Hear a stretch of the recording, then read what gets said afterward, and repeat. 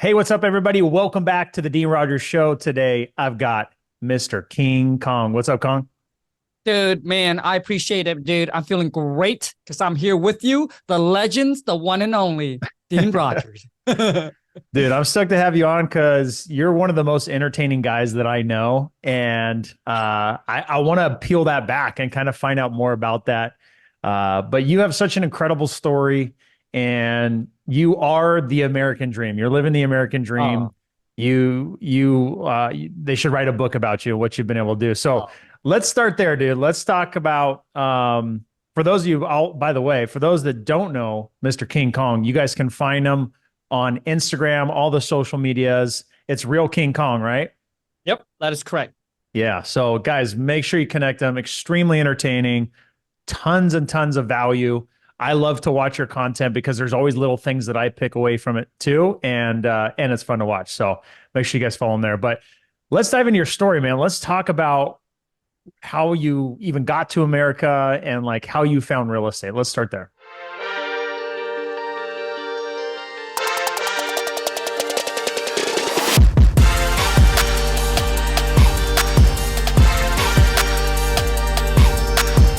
Absolutely. So I was born. So for those of you who don't know, first off, I want to say, Dean, dude, thank you so much, man. It's an honor. It's a pleasure to be on here with you. But more importantly, dude, it's get to meet you in person. It was And fun. I can tell you right now, man, this guy's much more, even more handsome outside than he is on camera. Too nice. But dude, also to all your success and everything, man. And bro, you're doing amazing things, bro. Thanks. I appreciate that. Yeah. So for those of you who don't know, obviously, my name is King Kong. I was born and raised in Vietnam. I grew up in a mud hut. And I used to catch frogs for dinner. I That's was already crazy. helping out, dude. I was already helping out a family in the rice field, right? And you guys probably seen those Asian wearing those Chinese the Chinaman hat. Dude, Yeah. I was on the rice field with my parents at the age of 6. I remember walking, a couple miles to go get water with my sister. So I grew up dirt poor, like literally. Do you still And, remember those times? dude, absolutely, man. It's so clear, dude. Like, So tell me, like, walk for, because I think a lot of people will maybe grow up in a situation like that and yep, think, well, I could never do, yep, right? And they create their own limiting beliefs for themselves. sure, Now, naturally, the circumstances make it hard, right? sure, There's absolutely. odds stacked against you for sure. Do you feel like you're living in like a fairy tale movie right now, or have you gotten your mindset so strong that nothing is going to stop you? Like, what was it? What are you feeling now, and what were you feeling then? Dude, right. Okay, so right now I feel amazing, bro. This is more than what I could have asked from God. Like I would never, dude. I would never like when I was 18, 19, even in like my 20, Dean. If you come up to me, you like, Kong, one day you become a millionaire. You have millions of followers. You're driving a baby Rari around town. I'll be like, dude, get the f out of here, bro. And Dean, growing up, dude, I didn't have the entrepreneur spirit. So a lot of you might, you see like Gary Vee, he was already flipping baseball car. Other people, they already have that entrepreneur spirit within them. I can tell Yeah. you, I did not have that. Wow. Dude, I came to America at the age of 9, and every single summer, my parents put me, like, I would go pick blueberries, raspberry, cucumber, beans. Like, every single summer, Dean, I went and picked berries from the age of 9 all the way until I was 16. And I really thought, Dean, that my life was going to be like, just like my parents, dude. I'll get a job. I'll go work there. I'll come home. I play poker on the weekend with them and then just work there and put my money in the 401k and retire when I was 65. I really thought that was how my life was going to turn out, bro. Hmm. But everything changes when I met the wife. She's the one that has the big goals, the big dreams, the big Wow. ambitions. Yeah, dude. So Lon grew up, same thing, right? So when I met Lon was living with her mom in a single wide trailer. And I dropped out of high school when I was 17. I met Lon when I was 18. And I remember telling my mom and dad that, hey, I am going to go and live with this girl. And we moved into a little shed behind a mobile home park, dude, because the single wide was too crowded. Because it was her mom, her niece, and then a couple other brother and sister living jam-packing in this single wide, man. And Lon and I wanted a little privacy, but we couldn't afford an apartment. So we moved out in a little shed behind a mobile home park. And I remember Lon telling me, dude, she said, Kong, the day that we move out of here is the day that I'll move into a house. I would never, ever get an apartment and give my money, my hard-earned working money to a landlord. And now I am the landlord, right? Yeah. So dude, Lon has very big goals and big dreams. And my whole thing, Dean, is I just want to make her happy, dude. My whole thing is, people ask me, so Kong, with all the money you got, you're financially free. You pretty much do whatever it is that you want. I still cannot buy whatever I want, but you know what wakes me up every day, dude, and keep me pumped and motivated is because there are things that Lon want, and I cannot make that happen still. Yeah. And her goals, dude, her wants is getting bigger and bigger and bigger and bigger. So that's what drives me, dude. I just want to make sure that I am the man that can make her dreams become a reality. And whatever it is that I got to do, dude, ethically, morally, if I need to build business, if I have to grind more, work harder, I will do whatever it takes. That's crazy. So tell me what it was. So you didn't have the entrepreneur spirit. No. You met Lon. What was it about meeting her that put you onto this path? I mean, was it knowledge that she had? Was it just the sheer desire for more? Like, what was it? Yeah, dude. So Lon is also a high school dropout. Man, Lon and I probably the dumbest tool in the shed, bro. Like, Lon and I, our reading is bad, right? Our reading is bad. Our writing is bad. If you were to tell me, hey, Khang, go 2 blocks and make a left, I kid you not, dude, Dean, I don't even know what 2 blocks means, bro. Seriously, I don't. Like, you would have to tell me, okay, go down and you see Apple Street, make a right. Then obviously I'll understand that. But, you know, growing up, Lon just I have the work ethic, bro. Because I was working when I was 6 and then came to America and I was 9. Like, I understand the hard work. Like, my parents used to tell me, Dean, like, Khang, whatever it is you want in life, you have to work for it. It doesn't come for free. No one's going to come and save you. No one's going to come and help you. And I was brought up, Dean, was work, save, and then that's it. Just work and save your money. I was never, I wasn't surrounded by business owner people. I wasn't surrounded by entrepreneurship. And, Lon, when I met Lon, dude, like, we had an opportunity and we bought over a kiosk in the mall. And I think this is where my entrepreneurship journey begins. And Lon, on the other hand, she never wanted, like, she's like Lon's like, Khang, I don't want to work for someone forever. Like, she has that. I was the one that's like, dude, I'm okay. Right. I'm okay with grinding out the JOB, even though I hate it, dude. But to me, it's like, that's kind of like my life. But Lon, on the other hand, was more like, hey, I want to own my own business one day. I want to become a business owner, etc. So I was, dude, like, people see me on camera now, Dean, and probably don't know that I grew up, dude, very shy, very insecure. I got bullied in high school. So when I met Lon, man, I was like a hermit crab. And I guess when we spent the money to buy over the kiosk, Lon's like, Khang, you have to go into the mall and help me run this business. If you don't, I cannot do this alone. And we're probably going to lose all of our money that we invested. And I remember, dude, I was so shy, so insecure. Dean, I never go to the mall. Like, I just can't be around a lot of people. Like, I don't even want to be seen in public. Mm-hmm. I remember, Dean, I had to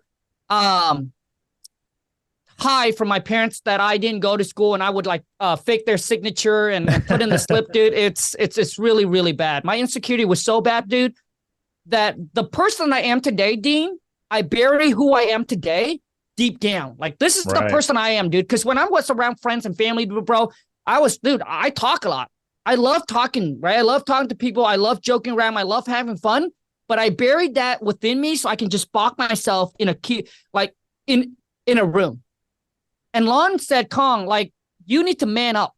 Because I remember going in there, tried it for like an hour. And I remember asking random girls to go by, get their hair done, dude. And then I got my first rejection. No. Dude, I couldn't even hold a tear down, bro. It would just start dripping. I was driving home. And I literally told Lon, I was like, Lon, I can't do this. And Lon said, Khang, you got to man up. Because if you don't change who you are, we're not going to get to where we want it to be. And I remember Lon telling me that she wants to be a millionaire. And I laughed, dude. I laughed. I was like, dude, I don't know what she's smoking, bro, but it ain't gonna happen. And it's just, it's just like she put that vision out and just one day at a time. And all I knew was just to grind and hustle and work and save. Like we literally do save all of our money. I remember I had to go to work when I was sick because we wanted to save the sick leave, right? Because if you don't use it, they'll pay you out. Yeah. So is that person still inside of you? You said you had to bury that person deep down inside. Yeah. Is that person now gone, or do you feel like they're still there? You know what, man? Now, Dean, there's nothing, dude. There's nothing that you can say or do that will like get me like, oh, be all upset about you. Right? Dude, I used to like things that people say about my, like, hey, how dark I am. Like I used to like Vietnamese are a little bit lighter. I usually get mixed with Cambodia and Philippines, and that used to make me super sad. But if I was honest, dude, I am still somewhat insecure. I hate like I like if I'm in public, I would never walk across a mirror and be able to stand there and look at myself. It's weird. I know. That's crazy. But so a lot of you don't like you need to understand that I wake up and I don't just do the things that I want to do. I think successful people are the one that wakes up and do things that they don't want to do on the day that they don't want to do it. There we go. And I do that all the time. Like Lon asked me, like my whole thing is do whatever is necessary, whatever is required, whatever is your priority. If you say that you don't got the time for it, it's because it's not your priority. Period. Done. Yeah, true. I'm so glad you like went that next step further, because I think a lot of people will create this outcome for themselves based on where they started, based on where they're at right now, based on maybe skills they don't have. Naturally, I'm an introvert too, right? Believe it or not, two introverts right now on a podcast sharing our stories. You know, you're like an extremely charismatic person who can like command the room, right? That's not who you were naturally. That's a skill you can develop. Correct. And it's something you can overcome. And it's something I had to overcome too. Like when I first was done playing football in the NFL, like I didn't know how to communicate, because before that, I didn't really have to communicate. I just played, right? I see. So I didn't know who I was. I didn't really talk much about what I liked, what I didn't like. These are all things that I've discovered about myself over the years, right? And it sounds like it's the same for you. So you realize that you need to man up, as Lon said, right? You have this experience with the kiosk. What about the kiosk experience kind of led you to where you're at today with real estate? How did you get there?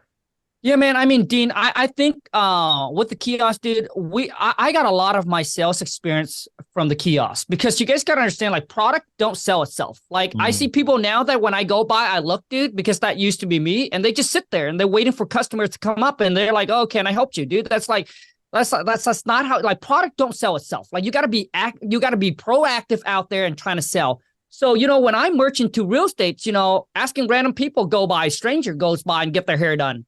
Right. And I'm a dude working at a hair extension kiosk, dude. Dean, I remember my dad comes in and questioned my sexuality, bro. Yeah. He'll be like, you know, so anyways, so for me, that really helps me when I get into real estate and I have to pay on the phone and people cuss at me and swear at me and say no. It was like, okay, dude, like it didn't even faze me. Right. It was nothing. And then working at a JO to B, bro, I've learned a lot from that as well. Like people don't understand. It's like, to me, everything, like it's a stepping stone to get to where you need it to be. Like, you know, when Lon and I have no business background, we didn't take any business class or business school. Right. So when we like, okay, so how do we pay employee? How do we train them? Like, how do we give them vacation? How do we motivate them? Right. And I learned all of that by working at the JO to B. So what they do is, you know, they motivate us, me anyway. If I stay there, work there for a year, every year that I stay there, dude, they give me a 10 cents raise. Now, a lot of times, dude, I used to be so excited for that 10 cents, bro. For real. Like, I'll be like, yeah, Lon, like, hey, we just went from $10 to $10.10, baby. Let's go.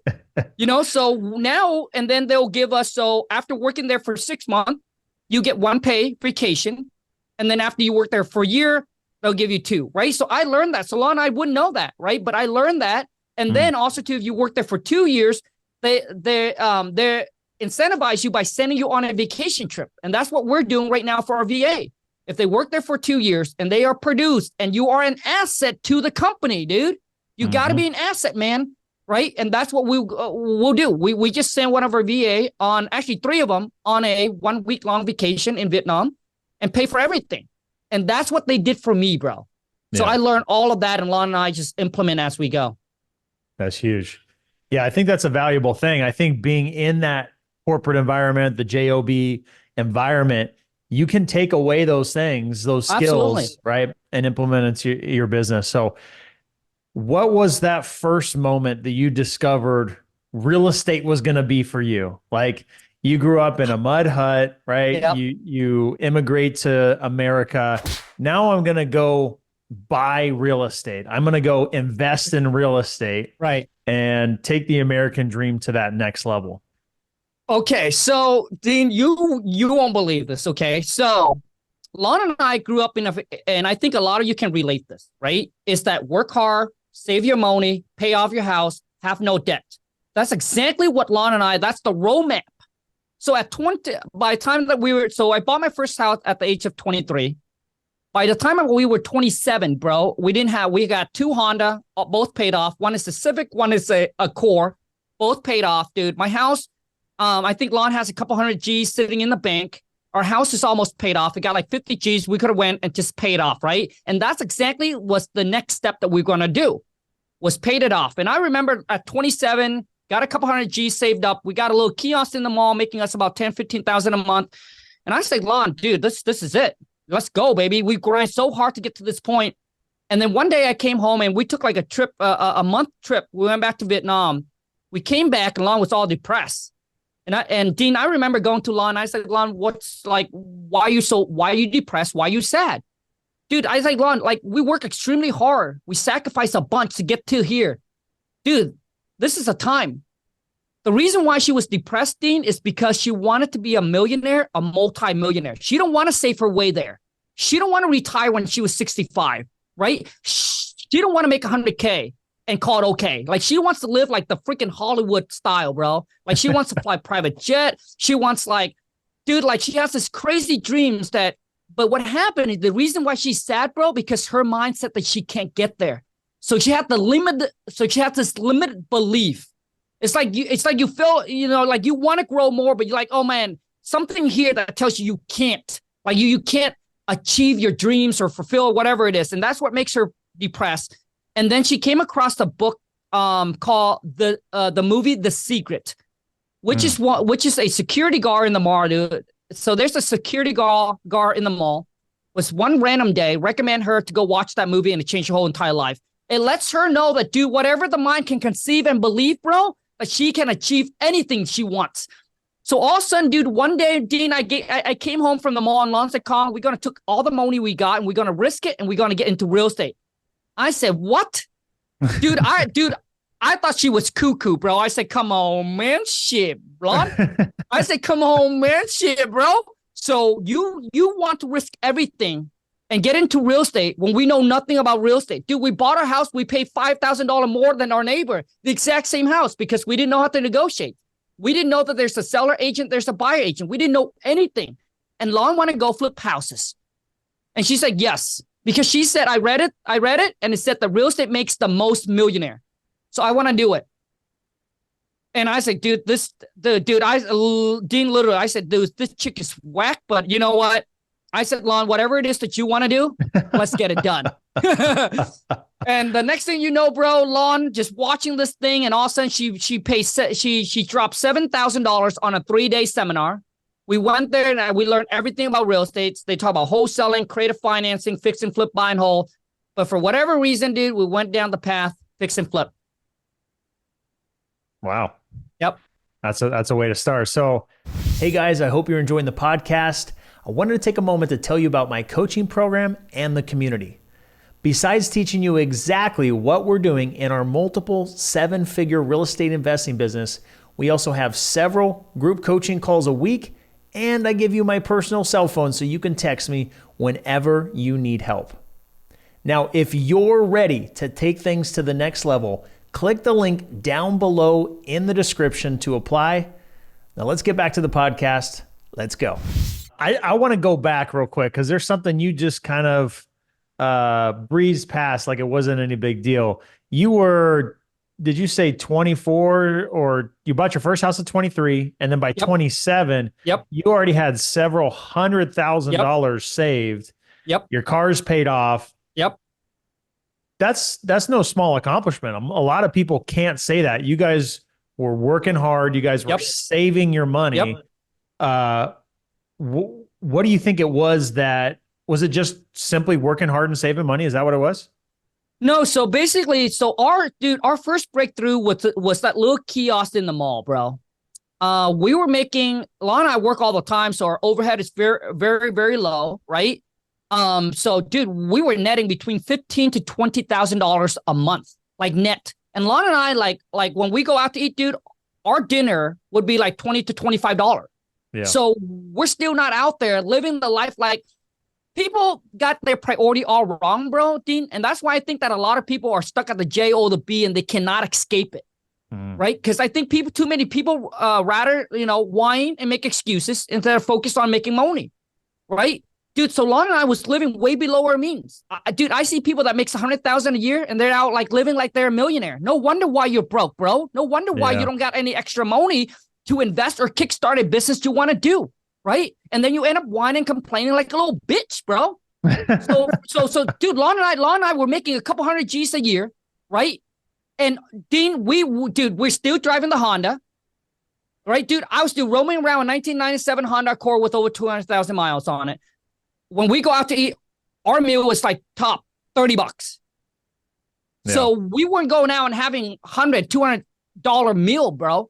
And everything was just stack away and just save. Because Lon and I, dude, our whole thing is Lon, when she set her mind on something, bro, she will accomplish, she will get that thing, like she will do whatever it takes, even no shopping, no whatever it is. Dude, we just sacrifice everything. And, so all the money we make, dude, every single year, Lon and I what we do, dude, so here's what we do. We bought our house, we put 20% down. Every year we'll take the cash that we save, we go and we put it down on the house. And we pay it toward the principal. And then I tell them I want to do an amortization. I want to take that, whatever I currently owe, and extend it out for another 30 years. Because I want my monthly payment, bro, to be as low as possible. So I can save the cash. And then Lon and I did that like a couple years. And then by the time we know, we almost have our house paid off. But what helped us got there is because we have that little kiosk in the mall, dude. That business that's pumping us between 15 to 20K a month. And our overhead is like what? Maybe $2,000 a month, and $2,000-$3,000 a month. I would say probably like $3,000 a month, right? That's including mortgage, utility, eating out, spending, and everything. We're just stacking, bro. Imagine, so every single year we're able to save at least $120,000. Yeah, that's massive. That's huge. So, Lon had this crazy idea. She wants to be a multimillionaire. Yeah. She's going to invest in real estate. You decide fix and flip. Yep. Worst decision. What was that like? Dude, bro, it was a nightmare, bro. And the reason why I got into the whole fix and flip, because we came across my mentor. My mentor, all he does is fix and flip. He owns I think he got to own about 500 rental now. But when I met him, he owns about 200 or so rentals. And he does a lot of fix and flip. And he said, hey, you know what, Khang, you guys got the capital already. Why don't you guys just start fix and flip? That's probably the best option. And I could, dude, for 4.5 years in, Dean, I almost had to file bankrupt. And I almost dude, I almost lost everything. That's when I discovered wholesaling. I said, damn, okay, so I'm able to put the property in a contract. And so I found the seller from expired listing. I sent her a letter. And then she calls me. We negotiate back and forth. And the reason I got into wholesaling, Dean, is because I was at a point where I couldn't leverage anymore, bro. I just couldn't leverage anymore. And one of my local investors said, Khang, you're so good at finding deals. You're so good at negotiating. Why don't you just wholesale? And I remember telling him, I said, well, shit, I got no options. So I asked him to explain it to me a little bit more. And he said, well, Khang, this is what you do. I went out for a bro. Right when he heard it, dude, I'm just start taking action, bro. I sent some expire listing, right? Or some letters to expire listing. This lady calls me, went out, negotiated with her a couple of times. We met at McDonald's, signed the contract, put her property in a contract, dude. Found the buyer in 2 days. We closed that deal in 15 days, made 28 G's. Ooh. Dean, bro, I remember I'd be like, dude, this is a game that I want to play. So you're telling me I don't have to buy the property? I don't have to fix it up? I don't have to babysit the contractor, dealing with the city, getting the permit, waiting for 4 to 6 months to get paid? I can just freaking sell this piece of paper and make 28K? I was like, baby, I'll do this all day long. And that's what I did, dude. And that's what saved basically what saved our career. So I started wholesale, took all my money from wholesaling. And at that time, Dean, I got about 1.5. I'm about $1.5 million tied up. So I took all my money, dude. I would just boom, boom, boom, just getting all my rehab done, bro. And then now, obviously, we built a team to we're doing completely virtual with 7 VA. And we're bringing in about, I would say, $130,000, $140,000 a month, wholesaling completely virtual. Now I never meet the seller. I never see the property. We're doing this and locking everything up completely over the phone. Yeah, I love that. So you and I have a similar story in certain ways of where when I first got started, I wholesaled my first year. Then I got into flips. My first flips, I lost $100,000 and just had a massive setback. I was not in the position to lose that money. It really just put me in the hole. I had to work my, close deals to work my way out of that hole. And then I started grinding through, right? I've at this point flipped hundreds of houses and had another big mistake getting into another deal I shouldn't have done. The guy actually scammed me. That's a whole nother story. But doing flips, it was like just a lot of grinding, a lot of work. And a lot of uncertainty on the project. Like the numbers might look good on paper, but there might be things that happen. So some people, I just chalked it up to some people are better at flipping than me, right? I'm good at finding deals. I'm good at negotiating, just like you. I'm going to wholesale. So when we pivoted back to wholesaling, our whole business changed, and there is nothing like locking in that deal, getting it through escrow, and getting paid right then and there. Not waiting for anything else to happen, dude. Yep. See, Dean, I think a lot of people don't understand. Like they watch too many HGTV. They think it's sexy. But let me tell you, dude, there's nothing sexy about fix and flip when you have to wake up at 5 o'clock in the morning, going to Home Depot, dealing with the contractor, not showing up, trying to scam you, rip you off left and right.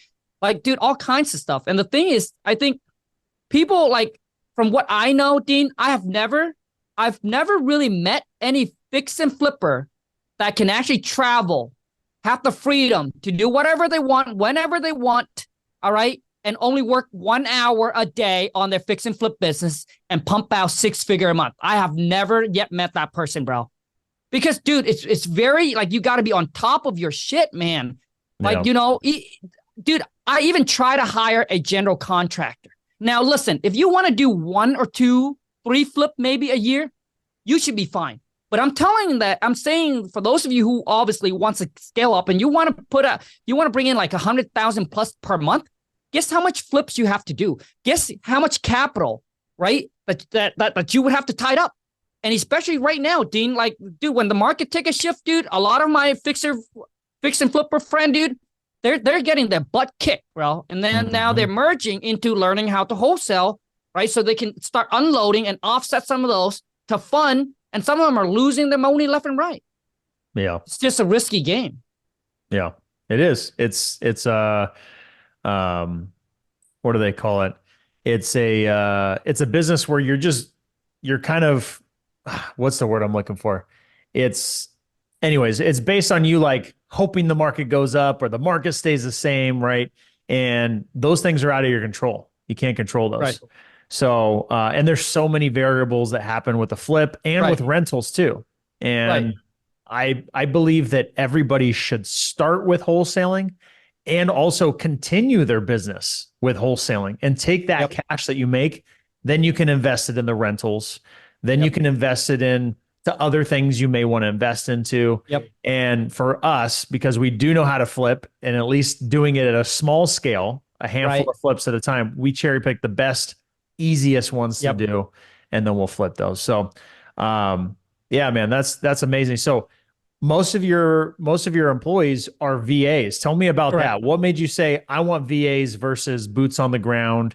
And how do you run your business? Is it nationwide? Is it market specific? How did you decide to set that up? Yeah, so basically, Lon and I, man, we own. So right now we have 7 VAs. They're all from the Philippines. And Lon and I, we don't have office space, right? I don't have office space, physical employee that actually goes to. I don't need to meet them. Lon and I just want to be free, dude. Like the whole thing, Lon and I, about building our business is we want freedom. We don't like Dean. If you call me, you'd be like, "Hey, Khang, let's go to Cancun." Boom, I can go to Cancun as long as I have a laptop, a phone, Wi-Fi. We connect with our VA through Skypes. All right, just that's it. Like we monitor them there. They got Time Doctor that when they clock in, clock out, that freaking thing just track everything that they do right on their desktop.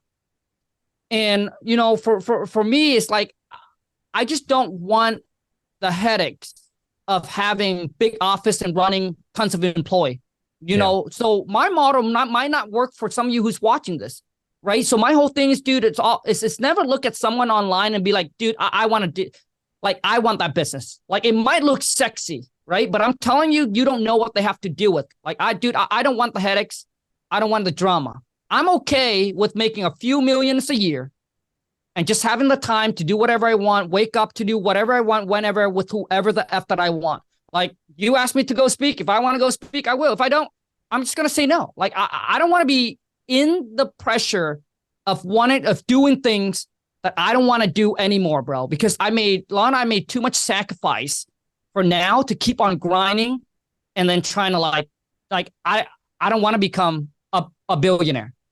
Like, once again, I'm okay with making a few millions a year, bro, and just Hey, being just able to be wait. free Lon, and Lon travel. might get a new idea. Lon might get a new Well, idea, and dude, then well, you're gonna have to be a billionaire. dude, the thing is right now, so Lon's goal is right now, her goal is to do 100K a day.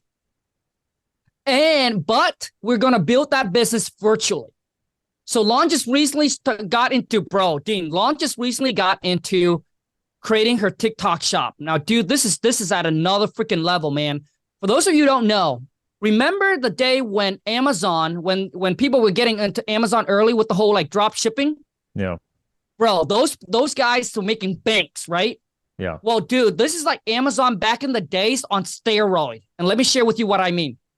So, dude, Lon really, so this is for, right? So this is like, so now we have like a wholesaling. I got like all other stuff going on.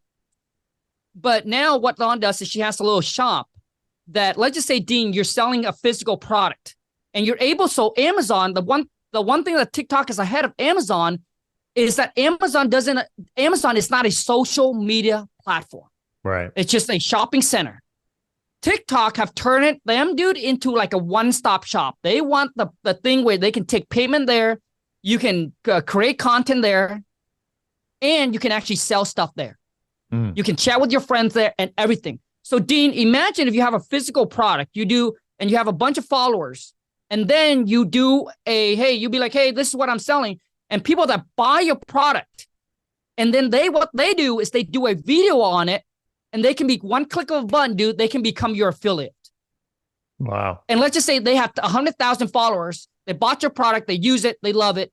Bro, people are making hundreds of thousands of dollars per day because now, dude, TikTok has about 1.4 billion user. Dude, it's a huge, huge opportunity. Wow. So that's what Lon's doing. So her goal is to do 100K a day because she saw someone that makes this gal from China makes $17 million doing a TikTok live. Wow. Dude, so as long as I do, and then many people that she follows did $100,000 a day. I know that we're on a different topic, and that's why Lon's like, dude, Khang, I'm gonna get to the point where I'll make 100K a day. And I said, dude, then I will just be your shipper. You're just gonna ship the product for you. You're gonna be the sugar baby, dude. She's gonna be sugar mama. Dude, I would love that, bro. Dude, that's crazy. But that's the exciting part about being an entrepreneur is you get all these juices flowing. Like you get the muscle memory of putting in the work and using your brain to connect these dots and see these opportunities. And you Yep. wouldn't have seen these opportunities had you not gotten into real estate, right? Had you not Dude. gotten started with the kiosk and had gone through that experience. So Yep. power to you guys, man. That's awesome. That's exciting. Um, Thanks. so I'm curious, you have 7 VAs. Yep. How do you structure your day? I mean, what do you have to have in place to be able to Right. manage your team, to make sure that they're doing the right things, Right. all those type of things? Absolutely, Dean. I think, dude, that's a great question. I think a lot of times, I think most real estate when they get into building the wholesaling business, that too many of them are stuck into that day-to-day task. And like there's a difference between a hustler and a business owner. When you want to become a business owner, you got to step away from being a hustler. A hustler is someone who's grinding all day long. I don't know about you, man, but I don't want to be working 13, 14 hours a day. Right? So you got to have team, system, process, and automation in place. So the first person, for those of you who's listening right now, is be like, hey, Khang, I am that person that you're talking about. I'm grinding all the time. Maybe you're doing, 1 or 2 deals a month, but you're doing everything yourself.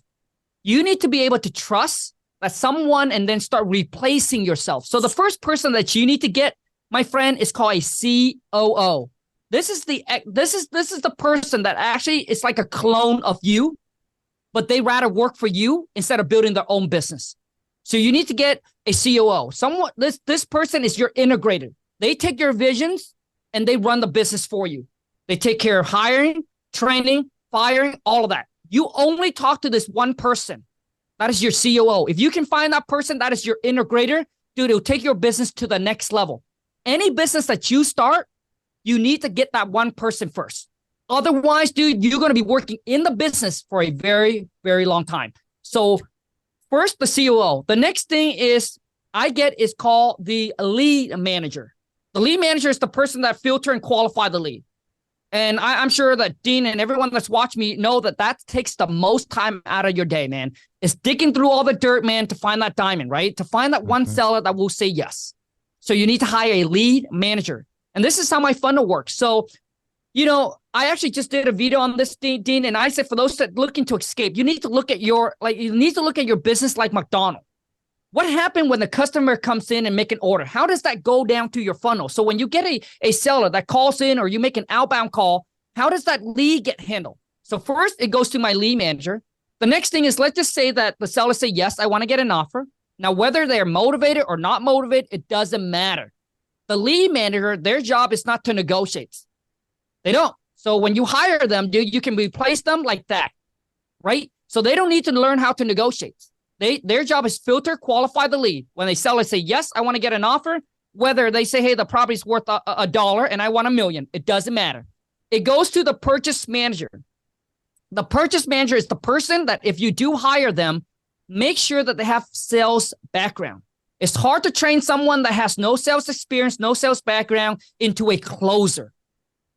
So you need to hire someone with a sales background, and they are your purchase manager. So when a seller say yes, boom. Now the lead manager will set the appointment for the purchase manager to call back and make the offer, right, to the seller.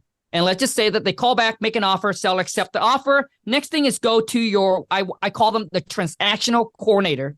I guess some of you call them disposition. But this is the person that actually get this deal to the closing table. They accommodates the seller for the showing, for the inspections. They market to find the buyer, and they work with the title company to get whatever it is needed to get done to move this deal to closing. And then another position that we currently have right now, it's called the call auditor. Now, dude, I learned this when I went to CG.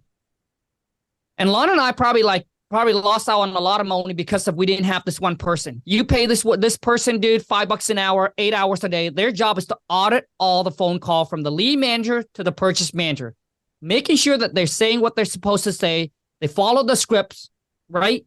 So they audit all the phone call. And imagine if they just find one deal, bro, one deal that slipped through the crack. And I'm sure there will be a deal that will slip through the crack because not every one of them will go in and put on the A game, especially if they know that no one is monitoring or listening to their call. But imagine if they do, right? So that one person, dude, audit all the phone call. One deal that they get could have made you 10, 20K. And then everybody goes and report to Lon, and I'm now just the face up the front. And my whole thing is just mainly creating content. And I would meet with my VA. We'll meet every single morning. They start at 9 o'clock and at 5 p.m. I'll meet with them every morning for 1 hour and kind of go through, okay, what's going on today? Where's all the leads? I do believe that, Deans, you cannot completely remove yourself from the business because you need to know what is going on. You need to have a pulse on your business. There is no passive income. Yeah. Rental property, same shit. Stay on top of your property manager, man. Because if you don't, dude, those property manager, dude, can freaking suck everything out of you. Yeah. Yeah. Yeah. I love that. You're the one that's going to care the most about the end result. You're the owner. Absolutely. You're the one in charge. No one is going to care as much as you. You might have some people that are great employees, are passionate, that care, but no one will care as much as you. No Correct. one will work as hard as you either. So, correct. Yeah. And the thing is, Dean, like, you can't expect them to work as hard as you. You cannot expect them to care as much as you. Now, if you want them to care more, right, then obviously you got to incentivize. Keep them motivated by bonus, pay vacation, whatever it is, race, whatever it is that you got to do. I mean, you see, Dean, when we talk about like becoming a business owner, dude, there's just so much more skill set that you have to acquire, and you will acquire this over time. A hustler is just the one that just grind and work. Like, you just work like a mad dog. You don't know anything about leadership. You don't know how to hire. You don't know how to fire. And dude, Dean, I've seen some entrepreneur, man, they can't even let people go. They're softy. Yeah. They're soft. Like, they're too soft. They'll be like, yeah, well, he's my friend. She's my friend. Dude, but if they don't care, dude, it's like if you keep them, it's like one bad tomato will ruin the whole entire batch. And sometimes, if you look at it like this, if you just change your perspective, sometimes letting them go is the best thing that you can do for them and for you. You know why? It's because they're not a good fit at your company. And now you let them go, it open up them to an opportunity that actually fit for what it is that they're doing. Yeah. And when you keep them, it's just a cancer. And it will pull everybody down with you. So my whole thing is Lon, if you have problem with firing people, Dean, put Lon on the phone. She's cold, bro. Lon is cold, dude. Because she's like, hey, you either push this wagon up the hill with me, or you get the F out. She don't care if you're friends. She don't care for her family. She doesn't even care for her mom. Bro, she's like, dude, I'll make the money and I'll take care of you. But if you're not pushing, you're getting off this train. Cold. Yeah. That's funny. You said something there with the different employees that you have. We have a call auditor as well. And nice. That is huge. So huge, because it helps keep everybody kind of in check. It helps provide support, right? I've had some people be like, oh my gosh, you have someone listening to the calls, you're micromanaging them. I'm like, no, they love it because they get the support, they get the feedback. That person who's auditing those calls is helping guide them, like on where the deals are. Like, it's amazing. Like, everybody loves it. Well, Dean, I mean, like, listen, dude, I look at it, so we pay all of our gals, right? Whether they're the lead manager, the purchase manager, everybody gets a bonus once the deal closes. All right. And my whole thing is, dude, if you're doing what you're supposed to do, why would you care, bro? Like, why would you care? If I have someone that would audit the call, because it's not about you, it's about the company. Right. And dude, like, like, if you want the company to grow, just like I do, if you want to grow together, this is what happened. Right. Like, so if you like it, stay. If you don't like it, fine, leave. Right. But I don't see why someone would care if you're doing what you're supposed to do and you want the company to grow.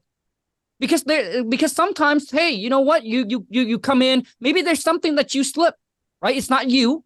So for me, the whole thing is, dude, you can't take it personal. It is business. And we got to do what's best for the business. Yeah. All right, let's take a quick break from the podcast. If you're a real estate investor that's just getting started or struggling to find that next deal, I have just the thing that's going to help you get the breakthrough and the results you've been looking for. I have a free training that I want to share with you that shows you how to find deals, negotiate deals, and get paid. All you have to do is go over to deanrogers.com/training to gain access to this free training. Now let's get back to the podcast. Let's go. So I want to transition here and talk about social media, because this is, know, as the introvert that you are now, super charismatic and outgoing, you're like easily known out in the social media space as just like an entertainer, somebody who's really funny. Let's talk about your social media journey. When did you discover social media was something that you were good at, and how did you kind of get started and it take off? Dude, once again, Dean, I did not want to be in front of a camera. Once again, I was still very shy, I did not want to do it. But I think this got to be about 5 or 6 years ago. And at this time, I got my system in place. I got my team and everything like that. But I was like, man, I really want to do something else beyond this, right? And I heard Gary Vee. It was like 10 at night. And Gary Vee popped up on my feed. And he said, oh, man, how it is to build a personal brand, how massive it is, and I saw the potential of what he was saying. And I want everybody to understand this, that nobody will do something for you for nothing. Every business owner I know, every entrepreneur I know, dude, has a motive. Let's be real talk. They have a motive. If they're going to do a free training, if they're going to give you something for free, it's because they're going to get something in return. So don't be like, oh my God, I can't believe you. Like, I thought you helped. Dude, like, you guys got to understand, man, this is the real world. We got to put food on our table too, right? So, dude, when Gary Vee say it, dude, I see this huge, because the reason why I point that out, Dean, because, dude, I'm tired. People go, oh, yeah, you know what? I love helping people. Yes, dude, I understand that. But the reason you do it is because you're getting more in return. You're making a boatload of money. Imagine if you don't make any money. Like, imagine if we just go on here like, well, why would Dean spend like an hour with me talking and creating content? Why? Because you don't have anything else to do? Come on, man. Shit, bro. It's because we both want to build a brand and start growing on social media. So for us, it's like, yes, for people to follow you, you got to provide value. Nobody's going to listen to what you got to say if you don't have no value. And I also heard this, Dean, from this guy, is that people only listen to you when you have what they want, period. Whether it's the house, whether it's the chick, whether it's the money, the success, whatever it is, but they will only listen to you when you have something that they want from you. That's it. But yeah, man, when I heard that from Gary Vee, dude, it was 10 at night, bro. Dude, I just couldn't wake up, bro. I was so excited, Dean, because I see what he was talking about. And I remember that night, bro, I couldn't even sleep. And I woke up at, I think, 7 o'clock a.m. Never wake up that early and get out of the house, bro. I went out, dude, I drove 15 minutes down to this nice, if you guys go back to my YouTube, dude, I'm so embarrassed of my old YouTube, bro. The quality was bad. I was just selfie style, bro. And I remember telling myself, man, nobody's going to listen to me. Nobody's going to watch me. I have this accent. So I'm telling you guys, like, I have all this thing that's playing in my head as just like you are, how it's not going to work, right? Mm-hmm. But I did it anyway because I saw the potential, and I just did it, dude. And just like Dean said, through all the things that you have done in the past, it's going to take time. It's going to require work. You have to be patient, right? And I went there, did record my first YouTube. So I started out on YouTube, did my first video, posted, no cut, no edit, nothing. I just hit the record, say whatever I want to say, post it. And I remember it went by like 2 weeks. I can't even remember, man. I remember getting my first subscriber, and I told Lon, shit, Lon, this is game over, bro. It could be my mommy. It could be my mommy. It could be my daddy. But this right here is game over. This right here tells me that someone is listening to what I got to say. Bro, when I hit 1,000 subscriber, I told Lon, dude, I'm going to take this thing to the next level. And then when I hit 10,000 subscriber, I launched my first product. It's called the King Kong script. Dude, in 6 months, Dean, I made $500,000. Dude, wow. Dean, I remember driving home from Seattle, and then I checked my phone. I got an email message that someone just bought my script for $500, bro. I told Lon, I said, Lon, dude, I swear to God, if you call Lon right now, Lon will be like, Khang was laughing his whole way home because I saw the potential, bro. I was like, dude, I can now make money while I sleep. I put one video out, boom, call to action. They purchase it. I'm sleeping like a baby. I wake up and I got a freaking email that I just made $500. Bro, that was, dude. And then I from there, bro, I planned it out. I'll be like, okay, well, every Friday, I'll do what's called a cold call role play. So I will get on because, Dean, to me, if you take everything away from me, I just need one thing, and that is I need to know how to negotiate with the seller. You can take all my marketing skills away. You can take everything away. But to me, what's holding people back, bro, from actually closing a deal, and it takes them so long, is because when they got on the phone, bro, dude, I remember my first 6 month, Dean, I was pounding that phone. I was taking massive action, but I couldn't lock anybody in a contract, bro, because I didn't know what to say. I didn't know what I was talking about. I didn't know what I was saying, right? Yep. And I just can't close them. And I'm telling you, if you just take some time, learn how to close, learn how to pitch, dude, your conversion rate will be a lot higher. A lot of you out there right now, dude, you're just trying to get lucky. But your problem is you quit before you get lucky. Yep. Because you need to work on your skill set. And Dean, that's it, dude. From there, bro, and then a year later, I got into Instagram because I realized that, you know what, dude, you cannot depend on one social media platform. Just like a lot of you that are watching right now, dude, the biggest problem is that when the market take a crash and you guys lose everything, is because you depend your life on one stream of income. And the worst is your J-O, the B.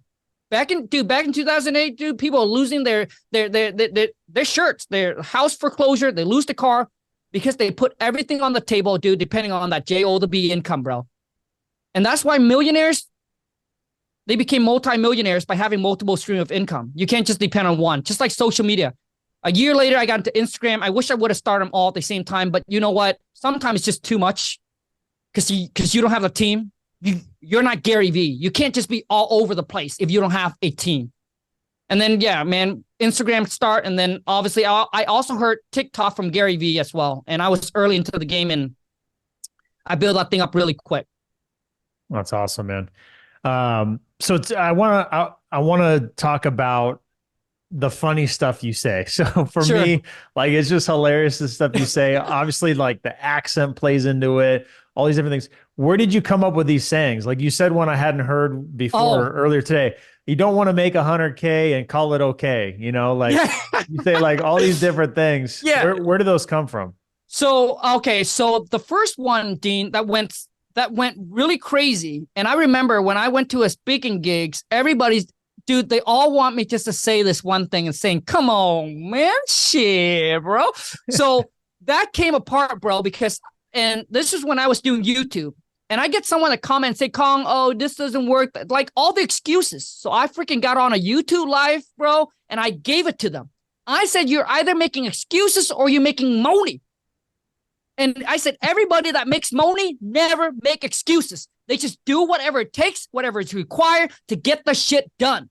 And I said, dude, so I went on and all these comments come in there. Lon, Khang, you got lucky, you got this and that. And I said, come on, man, shit, bro. Dude, that thing just freaking went crazy. And so from that, and I think right now the biggest one, man, is the let's go get this money. And yeah. I don't even know how that even begins, bro. I don't know where that even started. I don't remember how that one even started. No, I don't. Yeah, that's one of the things that stood out to me. So like we didn't really know each other till we met not long ago at a mastermind. Right. And I was like, I know this guy. Like, and then I heard you talk and I was like, I definitely know this guy. And I asked him like, who is this guy right here? And they pulled up like your Instagram. I'm like, I've seen this guy. He pops up in my feed, you know, on like the discovery page. And then I saw like, let's go get this Monet. And I was like, oh my God, dude, that's just so funny. So, but that's the thing though, like everybody, when you first started, you thought your accent, you thought the fact that you couldn't read well, you couldn't write well, couldn't take directions well, all these things were things that held you back, but they're actually your strengths now. Correct. You know what I mean? Like that's remarkable. They're actually your strengths. So I think no matter who you are, what you look like, you know, what sex you are, any of these things, like you got to use what you have to your strength and make it your own. Like you can't try to be someone else. Who you are is who you are. Right. Correct. Dude, absolutely hands down. And Dean, I remember when I was in high school, I used to cry over people call me King Kong because in my culture, if you're dark, you're poor, and you're ugly. So when like the black, the dark skin, that's what you are. You're poor and you're ugly. And I remember, someone called me King Kong, dude. That's what they make fun of. And I remember crying driving home. And now King Kong is my multi-million dollar social media brand. Like it became my multi-million dollar social media brand. And I brand it as King Kong now. That's crazy, right? Yeah, it is. So let's talk about the branding. So Yep. for me, that was a thing that like I didn't really have my head wrapped around, Right. but have realized over the past couple years now and really leaned into. How important has branding been for you and like growing your influence, growing your earning potential? Like what has that done for you in your life? Absolutely. And Dean, before I say that, I want you guys to understand how important this is. It's either a billion or $1 trillion industries. Personal brand is just going to get bigger and bigger and bigger. Whatever it is that you're missing in life right now, like the income, if you want to make 10 times, 100 times more money, just get on social media. Start building a brand.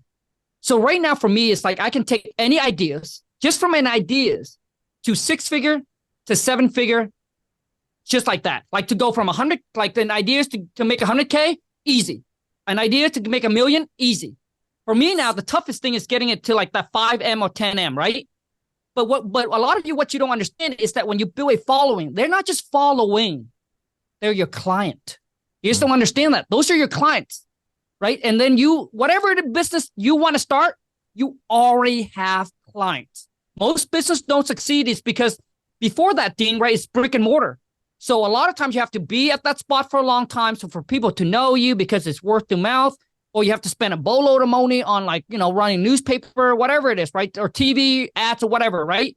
But now, bro, anybody can have their own little channel, right? Dude, so imagine if you already have 100,000 followers, people that like, hey, I love Dean's. I like what he does, dude. And once Dean start launching something, he's not launching from zero.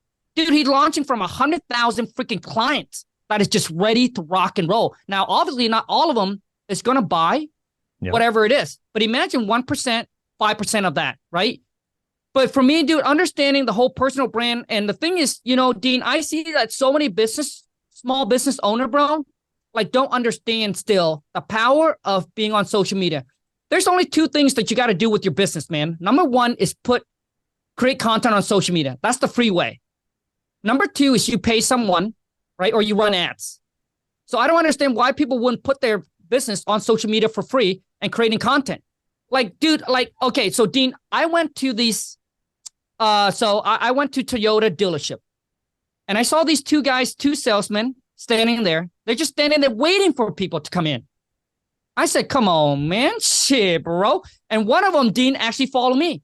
And I said, bro, instead of standing there, you're waiting for people. Why are you waiting for people? You guys need to be freaking more proactive. Do you think you're going to get 100,000 people walk up to you? No.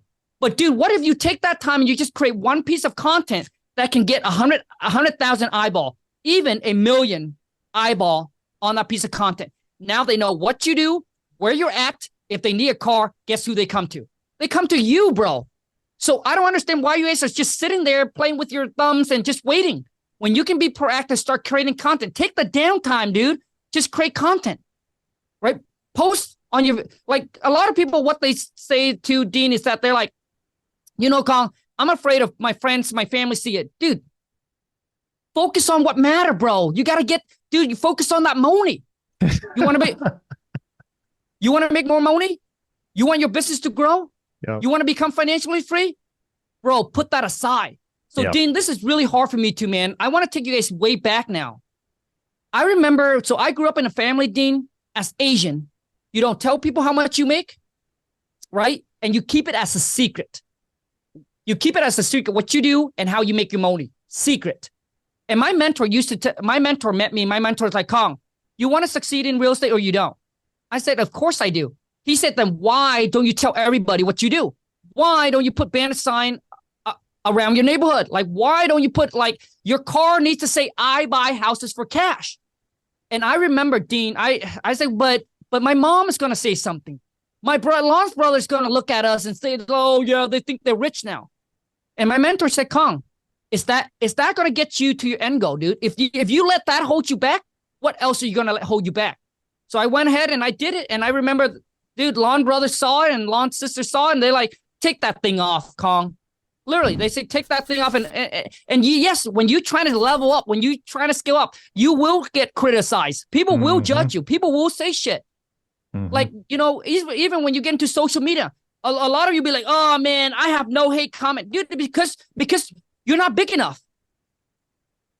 So basically, when you know that you have grown really big on social media, is when you wake up and you get freaking getting thousands of hate comments. I hate his hair, hate the way he looks, hate the way he talks, hate that he's Asian. Like, you just get a bunch of hate comments. Yeah. Right. And I remember, dude, Dean, my first hate comment, dude, I was like, dude, this one hurts. But I ate it up. I freaking like, dude, Khang, this is the real world. You're the one who wants to put yourself on social media. So you got to learn how to handle it. And now, dude, now nothing fazed me. Now, dude, Dean, I love the hate comment. It is the only comment that I want to read, bro. Because it's the funniest. But yeah, I mean, like social media, Dean, like going back to social media, what it does for me, I think a lot of real estate investors don't understand the power of social media. If you are a realtor, imagine if everyone in the States or city know what you do. No, how about the whole entire state? How about the whole entire US of A?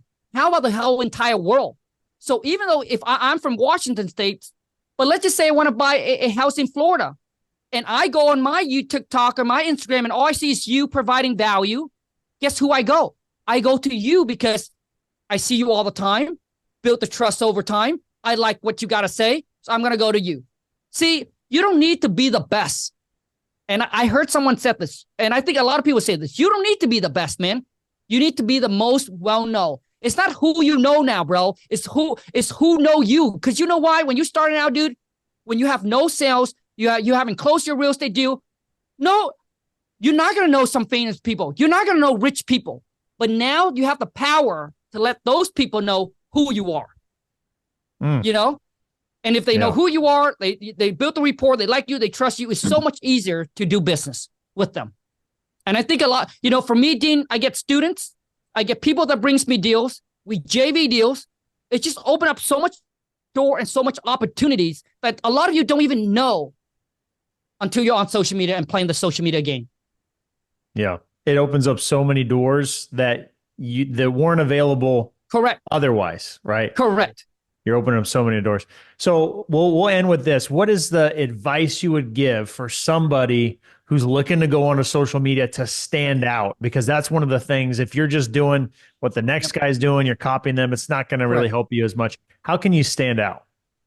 Well, number one is I think you got to be yourself and you got to be authentic. And a lot of people say, be persistent and post. That's not the key. Dude, I've seen people be persistent and they post. Dude, you really got to stay on top of your game. You really got to look at your content. You got to audit your page. If I were you, what I would do is I would go find 5 people that are in the same industry that you are. Let's just say you're an agent. And I see agent, Dean, dude, we can talk about this so much, man, because so Lon also just recently got into social media and she's very serious about it, right? Because she sees the potential, what TikTok can do. So she would cut a video. She would edit the video. I would take the same video. I would cut it, edit in my own way.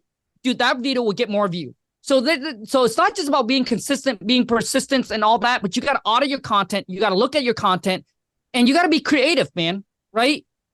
And number one is obviously you don't want to copy somebody because you just, at the end of the day, you just got to be who you are. Right. And for me, like if you're posting 1 or 2 a day, and let's just say 3 months go by, to me, I think 3 months is good enough.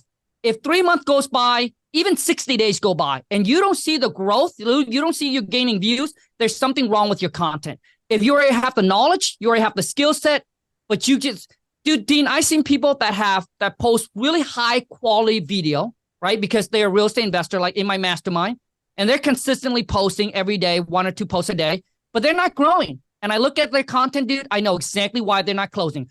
A lot of you, dude, you want to, what it is you're so focused on monetize versus providing value.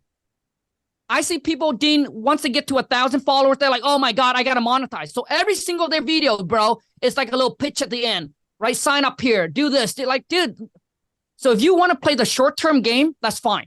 If you want to make like a few $1,000 from your video, that's fine. But if you want to grow a big brand, have hundreds of thousands, millions of followers, just go and look at their content. I promise you that you will see majority of their video is all about providing value. It's not a call to action. It's, dude, Dean, I get people that are like, want to get into the personal game in like my mastermind, right? The real estate side. They're like, the first thing they ask me, they're like, well, Khang, how can I monetize this? Dude, that person never win. I already know that you're not going to win the game. So Pineda. So I want to talk about Pineda really quick here because, dude, this cat took this thing to the next level. So I remember telling Pineda about on social media. At the time, he was only on Instagram. And the guy asked me, so Khang, how do you grow? How do you build? And all of that, right? He never mentioned a word about monetize. Everybody that I talk about like, Khang, so how do I monetize this? So how do you build the funnel? Those people have the short term, like they are playing the short game, not the long-term game. Like if you're a realtor and you want to get more business, don't post, oh, you know what? If you need help listing your house or sell your house or you need to buy a house, call me. No, bro, you got to provide value. Talk about the current market. What is going on, right?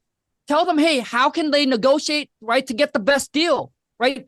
Tell them, hey, if you're looking to buy your first house, here are the things that you have to go do, right? Just provide value. Not saying, hey, list your house. That's what, or they just snap pictures and then just post it.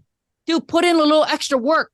But for me, if you want to grow, if you want to build a real big brand, you got to focus on value versus monetize. If you look at everybody big pages, dude, majority of their video is not a call to action video. So Dean, I also look at this guy. Once again, I think he's a part of our family mastermind, and he would put video. And when I saw his video, I knew exactly why he's not growing. Like it's very professional, high quality video. The reason it's not growing, bro, is because every single one of his video at the end there was a call to action. You need help growing your wholesaling or your real estate business, DM me the word this. That's why. And the thing is that he's not putting the effort in. See, I think so for me, Dean, there's the 80 and 20% rule. 80% should be your niche. So for us, it's wholesaling. So majority of my content, 80% of my content, like people need to know when people come to your page, they need to know what you do, what you provide, how you can help them, right? So you teach them about whatever it is that you want to teach about, right? So if you're in the food industry, 80% of your content should be about food. In this case, I'm going to use real estate. The other 20%, what I call, Dean, is commercial. So let's just say, so when I flip to a certain channel, Dean, I expect that TV show to go on, correct? Mm-hmm. But let's just say that you flip to that channel and it was not the TV show you expected, which means I'm saying people are just posting whatever it is. They just post everything, like a bunch of stuff. Like I don't even know what your page is about. So the 20%, I call that commercial. What I mean by that is that 20% could be anything about your life. That's when you do anything that's trending. Maybe you can do something. Maybe you are like for example, like I would do the whole giving Lon the ring. I would do the whole thing like my Asian wife. I would talk about being an Asian culture. Like that's the 20%. 20% is like who is Dean, right? Talk about So that's the 20%, but that should not consume your whole entire page about you traveling, about you buying car. Like, dude, like, does that make sense, Dean? Yeah. So I like to look. So when I say that, Dean, is because when I go and I audit people's page, their page, bro, is so much value, but nobody is seeing it because when it's too educational, Dean, nobody's going to watch it. So you need to look at that and you need to be more creative. How can I make this a little bit more entertaining? How can I take whatever I learn, right? Like whatever it is that my niche is in, and then look at what's trending and how can I add that? How can I implement that? So basically on TikTok, right, there are things that are trending, which mean they're pushing it out. And you just need to take that ideas and say, hey, how can I implement that into what I'm currently doing? So, so let me give you an example. When I get further on TikTok, right, Dean? So there's the thing where you just go like this, and it'll just pop up the bubble. And there was the one that goes trending, and they talk about relationship. And I said, well, instead of talking about relationship, I can take that and talk about my wholesale journey. So I would click like that. It'll tell by my, right? So I like, that's what I mean, right? So you got to see what's working and see how you can blend that in. But if you look at your content and you know that it's not getting traction, there's something that you do wrong and you need to make changes. Because you can't just posting and see it blow up. Yeah. I love that. There's a lot to unpack there for sure. Yeah. But that's awesome, dude. Thanks for going through that. Super helpful for me to listen to it. Super helpful for a lot of others, I'm sure. What's the best way for people to get a hold of you? Yeah. So Instagram, YouTube, TikTok, anywhere. It's just Real King Khang. Okay. That's it. Now, do you actually answer your DMs? If people reach out, they can get a hold of you, talk to you. What's the best way to make contact and get in touch with you? Yeah, just DM me on Instagram, Facebook. It's either me or Angie will get back to you, but yes. Yeah. For Perfect, sure. dude. I don't want to lie. But awesome. I do. Like, I don't like, dude, I used to like look at all the comments and all the DM. It's just getting to the point where it's just too much. Just another DM about your hair or about getting us money or yeah, correct.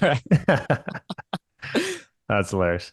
Well, dude, honestly, this has been super jam-packed, tons of value. Your story is incredible. So really, really appreciate you coming on and sharing that and spending time with us, dude. Any famous last words you want to give to the listeners? Yeah. So, hopefully that I'm not too loud. I mean, people will tell you that you're loud, right? Bro, like if you see me in real life, I'm even louder. Dean, when I was speaking on stage, dude, I didn't even need a mic. Yeah. Dude, I was just too loud. So, I mean, to me, going back is you got to get, like a lot of people don't understand, Dean. I want to leave people with this. So people need to understand, you got to get rich first before you can get wealthy.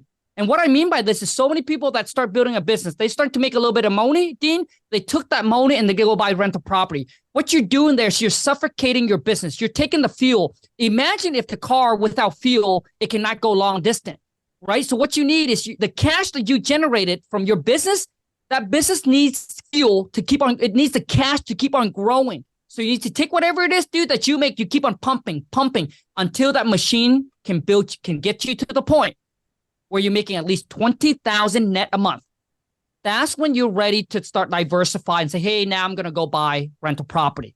So to me, when you get to that point, I would go wholesale 5 house, keep 1. Wholesale 5, keep 1. That way you're getting rich and you're building wealth at the same time. It's because wealth is not a 1 year or 2 year. You're not going to get $1 million in cash within 1 or 2 years of buying rental property. But you can do that by building a business. Wealth is a 10, 20, 30-year game plan. Majority of the time, your cash flow can get to that $20,000, $20,000 a month net. You need to have a lot of rentals, and majority of those have to be paid down. That's what I want to say. Yeah. Whew. Some wisdom right there. I love it. So guys, make sure you guys connect with Mr. King Khang himself, Real King Khang, on all the social media platforms. And until next time, guys, peace. Dean, thank you so much. And everyone, appreciate you all. Absolutely.